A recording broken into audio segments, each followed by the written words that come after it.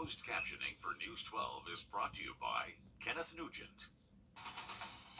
From the station that's on your side, News 12, first at 5, continues. Georgia DOT says there are some lane closures in our area tonight. A big heads up in just a moment. We've got more on those closures and how they could impact you. A life well served, though, that's first, and that's what many say about former AU President Dr. Bill Bloodworth. He passed away on August 29th after a long battle with cancer. He took over as president of Augusta State in 1993, retiring in 2012, but he didn't go very far, moving right back to the classroom to teach English and history. One of his peers says Dr. Bloodworth was a student's president, someone beloved by everyone at the university. Our Nick Beeland was on campus today and spoke with some friends of the former president. Yeah, Dr. Bill Bloodworth was known as a leader that just downright cared for everyone he came in contact with. He even had a list of every single active student in his office, so every day he could see who he had to make sure was on the right foot, including just how much he cared. You can see that he had everything that he needed to show that he cared towards everyone. It was a celebration of Dr. Bloodworth's life, and that took place at Augusta University's Somerville campus. Faculty members, students, and faculty all spoke on behalf of their experiences with Dr. Bloodworth's list of titles he included in life, ranging from Dad, Peepaw, Professor, and President. Judy Wilson, the Dean of the College of Education and Human Development, saw Dr. Bloodworth as a role model with his unconventional leadership methods. Yeah, he traveled to the games. He wasn't a leader that stayed behind his desk. He knew the students, he knew the faculty, he knew their families, he knew their stories, and he cared deeply about those that were here at the university. And everybody knew him, but more importantly, he knew everyone else. Yeah, and Judy Wilson was just one of the many people that saw Dr. Bloodworth for more than what he just did at Augusta University. And I'll have more on how he impacted others at 6 o'clock on News 12. He was a fixture, well-loved on that campus and far beyond.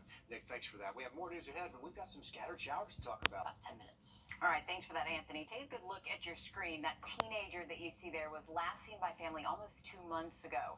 Tonight, Richmond County deputies say they are still looking for Alexis DeBrill. She was last seen July 25th wearing black sweatpants and a light-colored shirt. She's believed to be in the area of Allendale or Barnwell County, so still in our area. Anyone with any information about her, please contact deputies.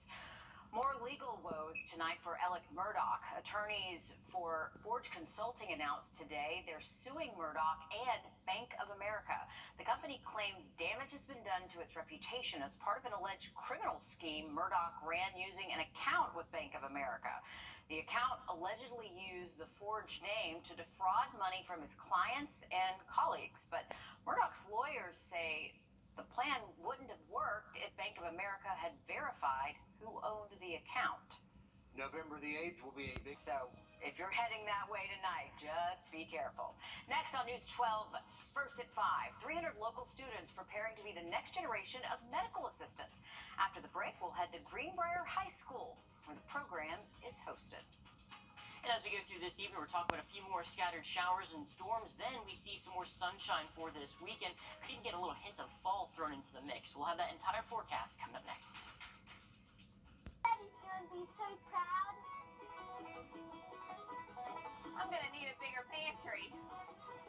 Problem solved. They are busy training the next generation of medical assistants in Columbia County, all part of a new program offered in all 5 high schools. And the best part, after the students graduate and complete the program, they can use their certification right away. Our Will Volk has a look inside Greenbrier High School with how the class works. David Chappelle's students are getting a head start. I wish I had this sort of opportunity when I was a high school student, because it probably would have led me to where I am a lot faster. Good rate, rhythm, and depth. Chappelle teaches Greenbrier High School's Certified Clinical Medical Assistant program. He says more than 300 students are working towards their certification. The medical community is just growing and growing. And of course, since the pandemic, the need is at an all-time high for medical assistants, but really healthcare professionals of all kinds. He says says this program prepares students for many different healthcare careers, and as soon as they graduate, they're certified and ready to get a job. And they can go to work the next day, well, really, I guess the same day as a medical assistant anywhere that will hire them. And there are plenty of places that are even contacting us to hire our students. Students today who are working to become the professionals of tomorrow. Not only does it look good on a resume, but nursing schools, medical schools, PA schools, they love to see that we already have professionals. In Evans, Will Volk, on your side. He says it's a 3-year pathway, and again, it is now offered at every Columbia County High School. And the careers are right there waiting for them when they're ready for them. How great is that? I mean, talk about a head start.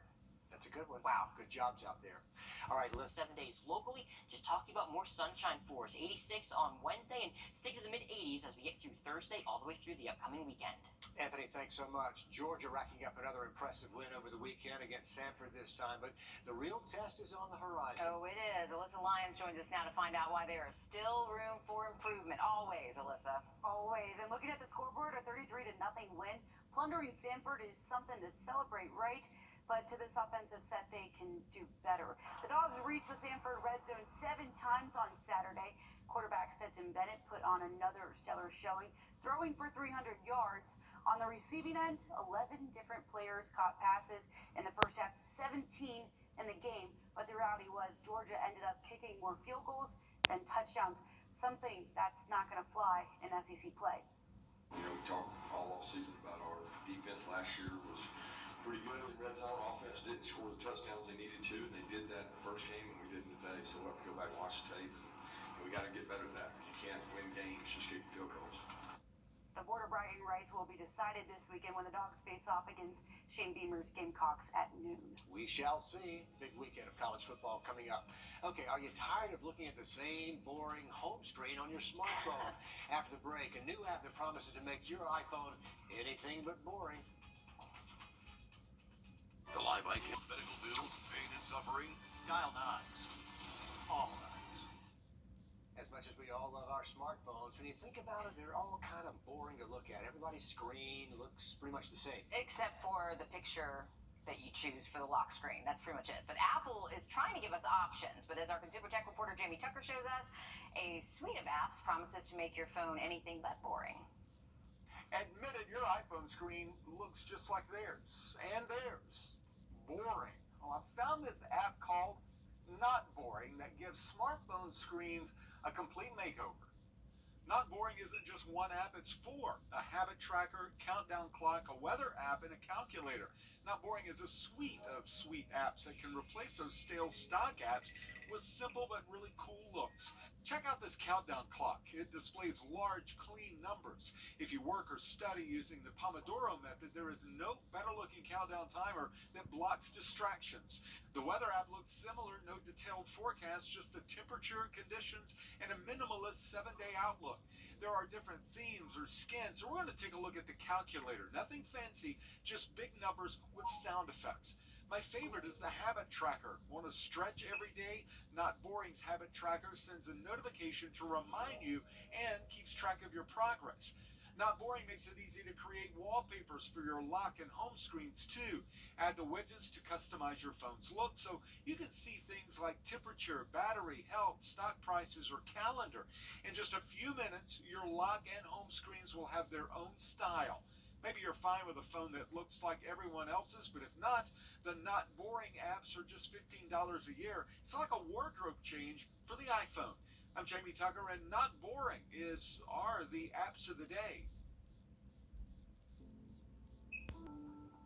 I'm T9, the world's strongest granddad.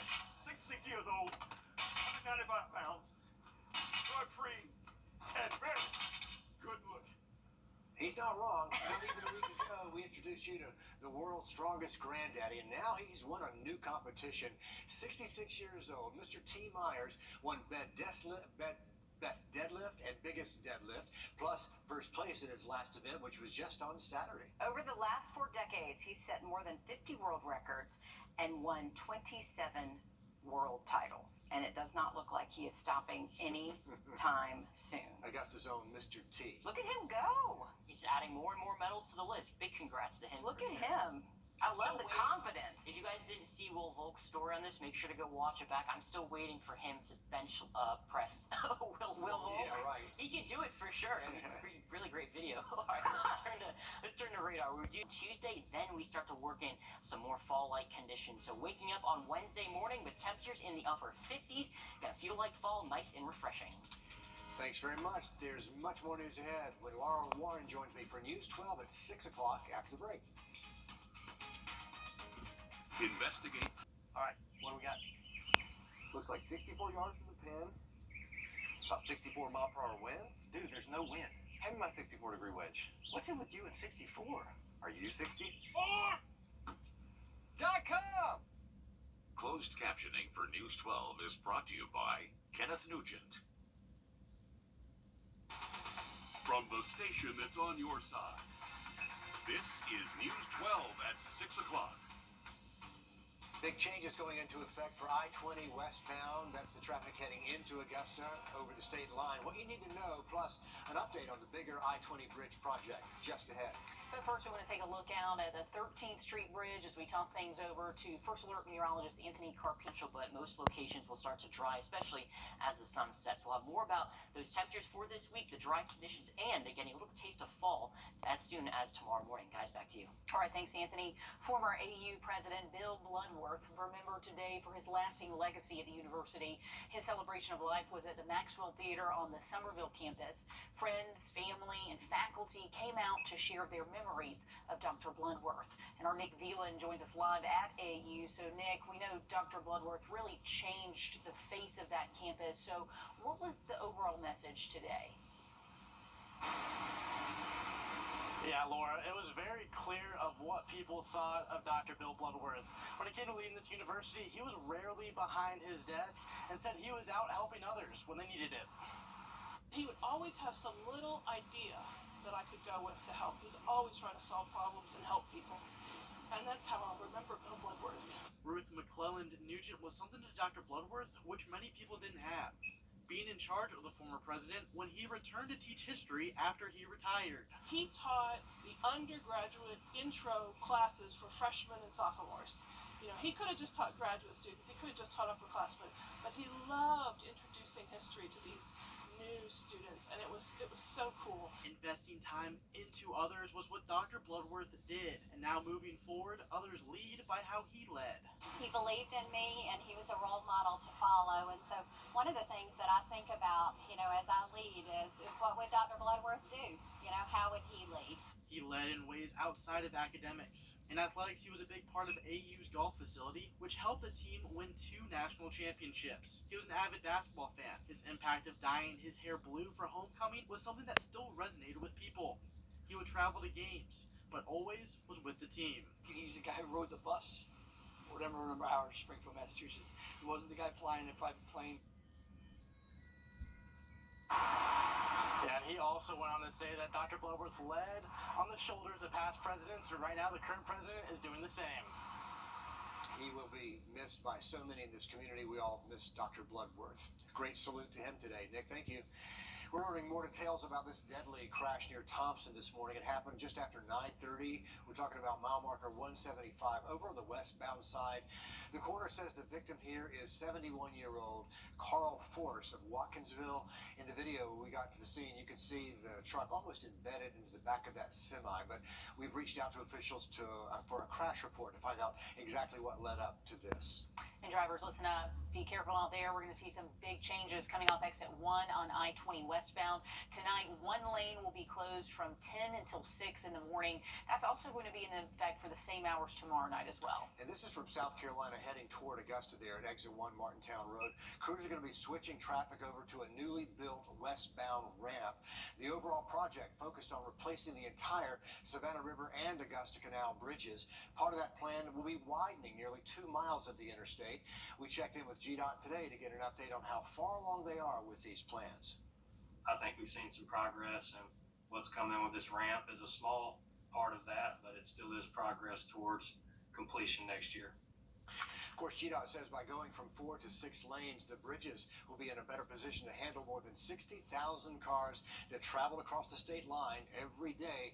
So remember, tonight, starting at 10 o'clock, I-20 westbound traffic going into Georgia from exit 1 down to 1 lane until 6 a.m. in the morning.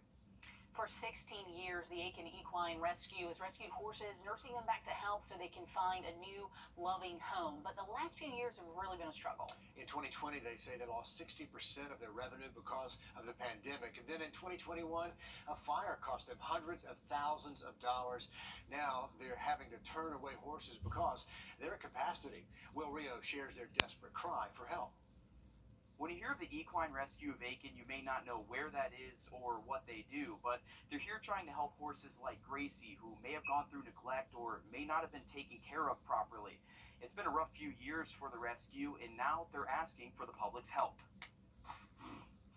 Irish Snow is just one example of the work the Equine Rescue of Aiken does to help neglected and starving horses. We're helping them get back to health and giving them lots of love and attention, and hopefully they will find a new, forever loving home. Over the past 3 months, they've rescued 5 more horses. Oh, the itchies. Oh. They say they're only seeing more cases like Snow's, Justice's, and Gracie's. It's heartbreaking. I mean, it's hard not to cry every time. They deserve a wonderful life. But the past few years have made that difficult. In 2019, we had a banner year. Donations were up. Our programs were running strong. Everything was going great.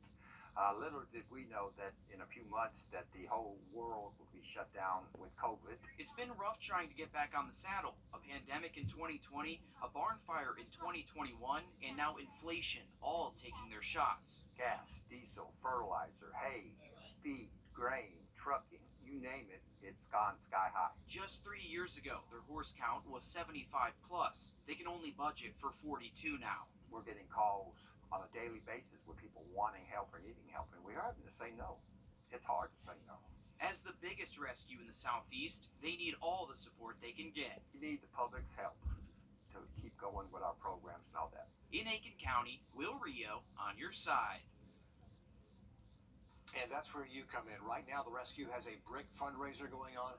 There are several different options for you to buy those bricks, and money goes towards helping to rebuild this new rescue after the old one burned down last year. But it's easy online. If you want to join, just donate. We're going to have this link posted online in the article you just saw on this story. Some popular fabrics you probably have hanging in your closet could expose you to more serious burn injuries in a fire. Coming up, our I-Team shows you the risks that come with what you wear. As we're continuing on through this evening, we're going to keep an eye on the skies. One more round of rain possible for the Augusta area, but then we're nice and dry and getting a good taste of fall by the time we get through tomorrow and Wednesday morning. That full forecast coming up next. Locally over the next 7 days, just going to stick to that sunshine. Partly sunny for Friday, just in time for Friday night football, 86 degrees. We have really great news. 12-year-old Barrett McKim is back home after spending 51 days in the JMS Burn Center after a science experiment gone wrong. And he still has a very long road to recovery as all those burns covering his body continue to heal. But his family is just so grateful they can finally all be together again. Don't you know they are? And now they're hoping some of the lessons they've learned in the process can help save others from the same kind of pain. He comes running out on fire. And his whole body is on fire. I tried to get him down on the floor to get him to roll, and it would not go out. After a science experiment with rubbing alcohol exploded, Barrett sustained 2nd and 3rd degree burns to half of his body. But doctors say the burns were far worse on his torso because of the shirt he was wearing. Our I-Team spoke with the experts about modern fabrics and what you need to know about burn risk. Barrett, at this point, he was asking me, he's like, am I going to die? Am I going to die? And he says, Mommy, tell me the truth, am I going to die? The truth is he would survive, but the reality of how serious his injuries would be and the pain of recovery wasn't something they could fully grasp. His polyester shirt was disintegrated. It completely was engulfed in flames, and that's where he has had the most severe parts of his burn. And she couldn't get it off And I couldn't because of kind of the melting factor. The was just like It was difficult to get off of his body. The Bunsen burner ignited a bottle of rubbing alcohol nearby that was part of the experiment, and it exploded. Let me tell you the difference. The alcohol went all over him, like completely all over him. He had on a polyester shirt and cotton shorts. His legs were the least burnt part of his body. And his cotton shorts were still mostly intact, which saved a lot of his skin down there. We wanted to put the two fabrics to the test, so we called the Belvedere Fire Department for some help. This shirt is 100% cotton, so we're gonna light this one first. This is a time lapse. We sped the video up a little bit, but you can see from the stopwatch it catches fire pretty quickly, but the fabric chars and the flames are gone. But watch what happens when we ignite the polyester shirt. It's much slower than the cotton to catch fire, but the fabric reacts much differently. And what most of the time happens is it melts instantly. Instead of charring like most fabric, it's going to melt. This time we sprinkled the polyester shirt with an accelerant, rubbing alcohol. Being a little bit more than a lighter, you see it instantly, see the melting factor, because it instantly melts. There's no charring to it like the cotton shirt we saw. That's why it's very important to be conscious if you're around an open flame, something like this, what you're wearing that quick. You can imagine what that molten, melted fabric could do to a person's skin. You usually light something and it chars and goes away, but these different blends like polyester and the way they're constructed, they melt. So it's pretty much instantaneously becomes just a glob of toxic, goop. Most synthetic fabrics like polyester, nylon, or acrylic resist ignition, like this acrylic sweater. But once ignited, the burns the melted materials can cause are extremely severe. And the stop, drop, and roll method we were all taught creates some complications with fully engulfed synthetic fabrics. You're rolling in this molten lava type material that's just sticking to your body. You're not going to pull it off. If you pull it off, you're pulling your skin, and unfortunately. Our I-team found OSHA has weighed in on synthetic fabrics, creating rules prohibiting employees exposed to hazards from flames or electric arcs from wearing clothing that could melt onto skin or they could ignite and continue to burn when exposed to flames or heat energy. The statute specifically warns against acetate, nylon, polyester, rayon, polypropylene, either alone or in blends. And depending on what activity you're doing, many of these synthetic fabrics are made of plastics, so it doesn't have to be a direct exposure to a flame for it to melt. Chief Heiler's friend in the military learned firsthand with polyester gym shorts under his fatigues. But he was involved in a fire type explosion, and the heat melted those pants underneath his actual trousers that he had. So it just shows you, because of the melting point so low on these materials, that it can instantaneously just melt and adhere to your body. Performance fabrics can be great for breathability for workouts, but if you're going to be in a risky environment around accelerants like gasoline at a bonfire, or maybe your child has a science experiment at school coming up, the McKims want you to be aware of the possibilities. Our kids are getting a whole new wardrobe. I don't think Caroline's going to let them wear synthetics again. No. And you can understand why. And I really wanted you to be able to touch and feel this.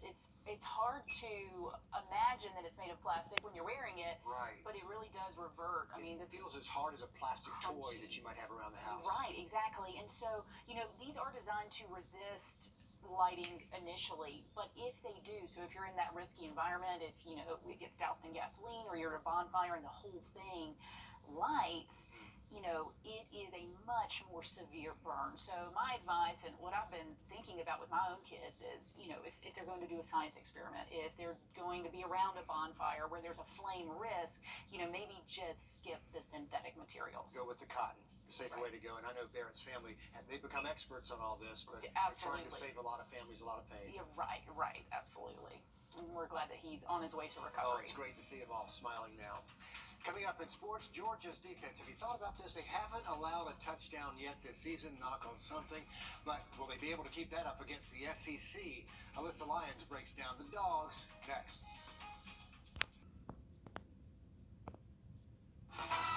On your sideline, sports brought to you by the Hawk Law Group. This Georgia defense rules by one principle. The only offense they want in the red zone is their own, and so far they've made good on that. Saturday's Sanford win was the second straight game the Dogs defense did not allow a touchdown. In fact, they didn't even let Sanford get close to the red zone. The visiting Bulldogs failed to reach midfield in the first half. Georgia's defense held Sanford to 128 total yards on offense. They punted 9 times and went 1 for 13 on third downs.